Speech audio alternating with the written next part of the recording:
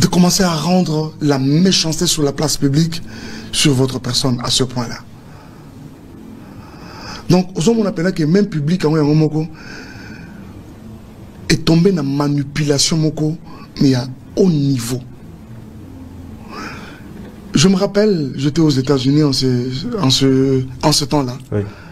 Et tout de suite après, je me suis réfugié dans une retraite. C'était des insultes.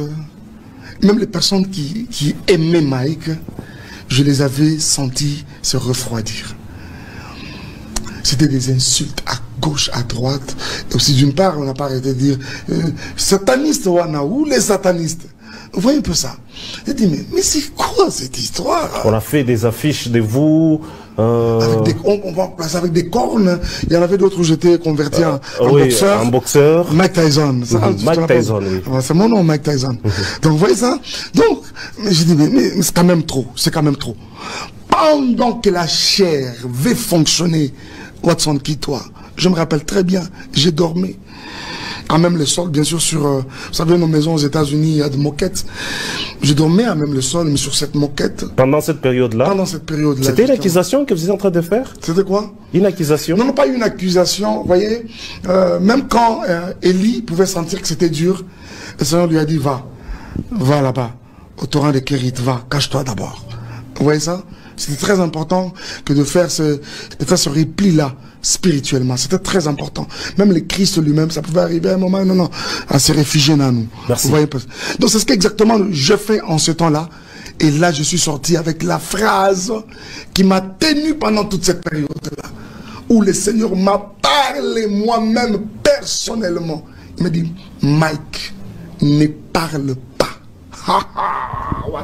Mais au sein de la première sortie médiatique, même de Gonanga Pero Loire, Benganga, Yo Solagana, Pasteur, Yebisaye, Allobate.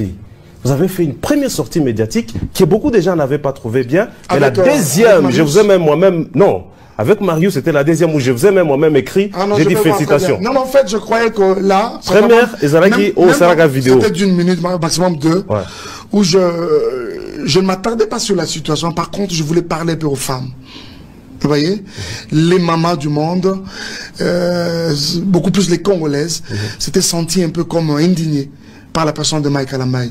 Je pense que c'était quand même important de m'adresser aux femmes, leur dire, n'oubliez pas que je suis votre fils.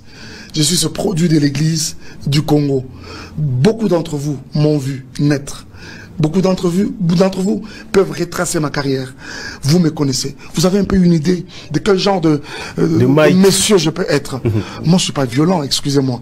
Donc, arrêtez de penser que qu'il n'a commis depuis quand je deviens comme ça. Alors, c'est un message aux femmes. Mais c'est vrai que pour plusieurs avaient pris cela comme une sorte de réplique. Et comme ça, je ne répliquais vraiment rien. Et même tout de suite après, par respect pour Marius Munga, qui est votre confrère, un frère à moi que je respecte et que j'aime beaucoup, quand il m'appelait, la première fois, j'en ai pas été, la deuxième, la troisième, finalement, je me dis, bon, je suis à Washington, je séjourne à Washington en ce temps-là, et lui, il est à Washington. Je dis, viens, on se voit, on va parler. Et pour lui, c'était une occasion où j'allais éclater. Merci. Je lui ai dit non. J'ai une parole qui me tient. Mike, ne parle pas, tais-toi. Garde silence. Merci beaucoup. Et ce que j'essaie de faire pendant tout ça. J'ai une question à ce niveau-là. Plusieurs chaînes de Lumbashi, de Kinshasa, même de Kolosi, ont diffusé cette émission-là. Et c'est vous qui étiez derrière ces gens-là, vous les avez appelés pour qu'ils diffusent, parce que vous étiez sûr que ce que vous aviez dit était acceptable dans l'opinion. Bon, je me disais acceptable ou pas, j'avais quand même besoin de m'adresser comme ça aux femmes, comme je te le disais tout à l'heure. Vous parlez de quelle? La première ou la deuxième avec notre confrère Marius. Justement, je sais que ça pouvait être suivi de tout le monde. Et toutefois que Marius a tenté de m'amener dans tous les sens, j'étais sur mes gardes, je lui disais non Marius. D'abord, il y a quelque chose que vous n'aurez pas de moi. Vous ne me verrez en aucun jour, moi, me mettre sur la place publique, vilipender quelqu'un à qui on a dit je t'aime un jour. Ouais. Vous voyez ça? Ce ne sera pas bon de ma part. Et ça, je ne le ferai pas. Je ne le ferai pas. Il ne faudra pas que les enfants qui sont entre nous, un jour disent, mais papa, mais qu'est-ce qui se passe? Même si c'était le cas, parce qu'ils grandiront. Ils grandiront, ils connaîtront la vérité, mais la grande des vérités. La pure vérité. Ils seront des messieurs demain. Ils seront obligés de le savoir.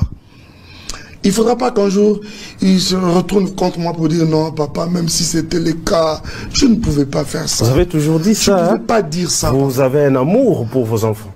Mais c'est la plus grande de mes performances, mon ami. Mais attends, mais au bout de l'Inga Shadei, on a par exemple avec Zion, mais il va me rester rien. Mais il paraît que vous pouvez faire même 2 ans, une année sans se voir avec. Mais attends, est-ce que je le veux? Est-ce que je le veux? Est-ce que ça dépend de moi? Ça dépend de moi, Watson, tu penses? Merci, on passe.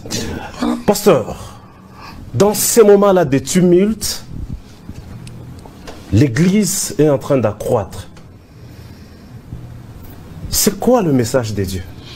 Mon frère, excusez-moi, tu m'as mis dans un terrain où je commence à ressentir beaucoup d'émotions. Ça, je n'ai jamais compris ça. Moi, je n'ai jamais compris ça. D'abord, cette histoire, je vais récapituler rapidement les choses. Quand nous avons commencé avec Dans sa présence Ministries, c'est vrai que le Seigneur n'a pas arrêté de nous parler par la bouche, par plusieurs bouches, par la bouche de plusieurs serviteurs et servants de Dieu. Que c'était les moments? C'était les moments... les premières prophéties qui ont parlé sur ma vie que je serais pasteur, ça faut demander aux parents. Je n'avais même pas 10 ans. Okay. Je n'avais même pas 10 ans. Je pouvais être en train de revenir de l'école et monsieur te voit, c'est où? Jeune homme, comment tu t'appelles? Oui, tu habites, oui, chez nous c'est là-bas. Chez vous c'est là-bas. Qui est à la maison? Maman est là, viens, on va à la maison. Maman, c'est vous la maman de cet enfant? Ouais. Dieu me parle sur cet enfant. 12 ans. C'est des choses que si Dieu lui dit, bon, il ne sera pas conscient. Cet enfant, c'est un serviteur de Dieu. Cet enfant, ça. Donc, moi aujourd'hui, ça ne m'étonne pas. Ça ne m'étonne pas. Ça ne m'étonne pas. Je garde là. Dommage que je n'ai pas je n'ai pas ces vidéos, hein, comme c'est, et comme d'habitude, Mikolo, quand il y a eu une prophétie de sa vie, on poste, on dit voilà. Il y a plusieurs serviteurs qui ont parlé comme ça. Je me rappelle, pas les tout derniers, mais entre autres, l'apôtre Roland Dallot, qui, une fois, nous sommes dans une église, dit, mais Seigneur, Dieu me parle sur un serviteur de Dieu ici. Après, je me demande, faudra-t-il le dire en public ou à l'aparté? Frère Mike, tiens-toi debout. Je dis, c'est quoi ça? Qu'est-ce qu'il veut faire? Alors, donc, j'en ai eu comme ça. J'en ai eu comme ça de messages et de messages. Et quand c'était le moment de commencer, Watson, qui toi, même commençant, je ne savais pas qu'on connaîtrait cette vitesse que nous avons aujourd'hui. Et j'ai vu le Seigneur accélérer les choses à un point où vous ne pouvez pas imaginer. Ce mouvement qui a vu le jour, chez moi, à la maison, sous le balcon, dans cette petite véranda, finalement, qui a entamé les chambres, parce qu'on était là, hein, c'est une petite pièce comme ça, et vraiment comme il y avait beaucoup de gens pour ne pas sortir à l'extérieur et inonder l'avenue. Nous sommes dans un quartier résidentiel, voilà, enfin une idée, et on ne pouvait pas gêner les voisins, on ne pouvait pas amplifier les sons, parce que c'est un quartier vraiment résidentiel. Donc, du coup, ça pouvait être des ennuis. Donc, on ouvrait les chambres maintenant, c'est des gens qui allaient là-bas dans des salles, jusqu'à ce qu'un jour, le Seigneur m'a déplacé, au fait. J'ai toujours cru que c'est comme ça que ça se fait. Le Seigneur m'a déplacé. Je ramenais un pasteur, un ami qui est pasteur, qui voyageait, au fait, qui quittait Lubumbashi pour la province, mais il vit à l'extérieur. Je l'amenais à l'aéroport. Et quand je reviens, quand je n'étais pas là, et j'ai trouvé que c'était, le portail était ouvert, les gens débordaient. Moi, j'ai dit, mais arrêtez, ne faites pas ça. Et puis, nous avons connu, dans la suite, une tracasserie de la maison communale, chose qui était aussi normale. Le département de l'environnement, voilà, tapage et consorts. Cette petite persécution nous a amené à chercher une salle. Donc, nous a amené à chercher une salle. Cherchant les salles, c'était pas facile. 2 mois après, on va tomber sur une salle à Isangi. On dit, bon, on commence quand même. On commence au bout de quelques temps. Le Seigneur nous bénit avec un cadre qui nous est propre et nous sommes en train d'y travailler. Et très bientôt, nous délocaliserons l'église vers chez nous.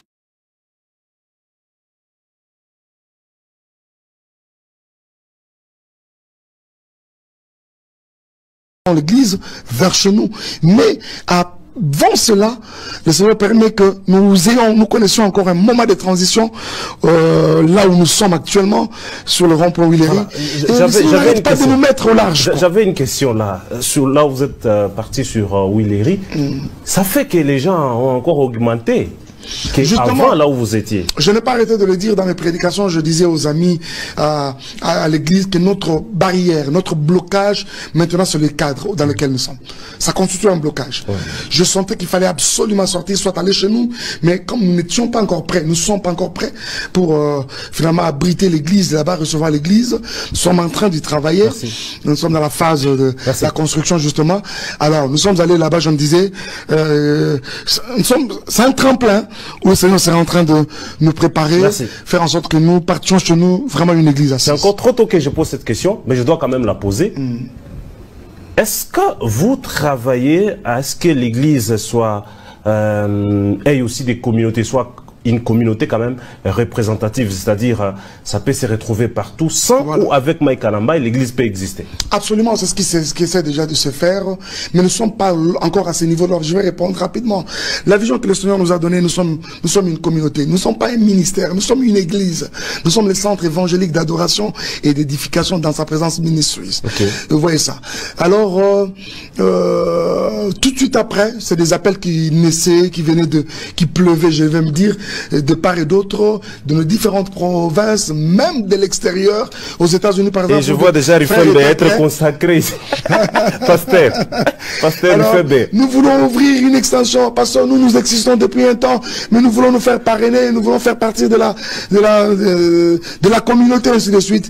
Mais ce n'est pas cela que le Seigneur m'avait mis à cœur, pour ne pas dire m'a parlé, m'avait mis à cœur. J'aurais voulu que je